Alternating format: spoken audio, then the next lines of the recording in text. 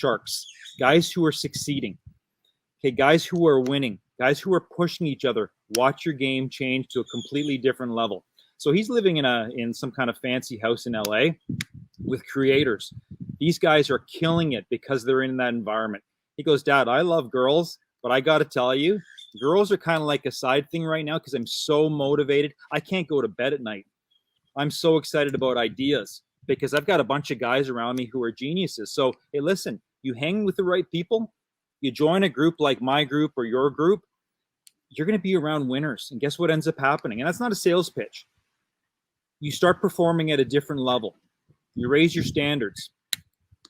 Yeah, absolutely. Yeah, I mean, you are who you surround yourself with and spend time with. I mean, we've heard that over and over again, right? You're the average of the 5 people you spend the most time with, and that's 100% true. Yeah, and but Jay, hold on a second. What happens? I remember listening to Grant Cardone, and he goes, "That's actually not true." And I'm like, well, "What are you talking about?" He goes, "I'm such a high achiever that the people around me aren't winning the way I am." I'm like, okay, interesting point. So what do you do when you are so far ahead of so many other people around you and you want to break out and you want to do good things? What do you do? That's a good question. What do you do? Well, number one, you find a mentor. You find the person who you want to emulate to some degree, you want to learn from, and you ride that person's coattails.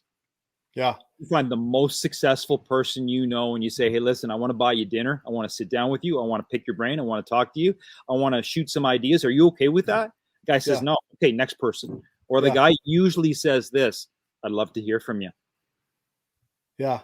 And then you join a community with like-minded people. Listen, if you want to get into shape, what do? You join something kind of like a CrossFit gym where you're around winners. If I put you in an Olympic village with a group of 10 athletes, you're no longer eating like shit. You're waking up on time, you're eating like them, you're thinking like them, right? So you got to find those groups. And then the third thing is what you read. But Tom, I don't, it's going to cost me money. What do I, Tom? Money, it's going to, exactly. What's it costing you not to? It's costing you more than, that's what I tell a lot of people that, because just like, they hesitate. Like, I remember the first time that I paid to join a Facebook group. I was like, people pay to join a Facebook group? There's like all these free groups out here. You get into a group and connect with people like that on a different level, and you start to do business with it. There's no bullshit in there. It weeds out the bullshit. No. Well, and that's what. Well, they usually say, how much does it cost? Because they don't see the end result. They don't see the value. If they were guaranteed that, from their $100 a month investment, they would make $1,000 from that, they're in. They're just lacking the confidence. And I think that's where you got to take some baby steps and have some faith in yourself, have some faith in the person that you're working with, and say, he says I'm the real deal. He says I can do it. Let me just put some trust in this guy.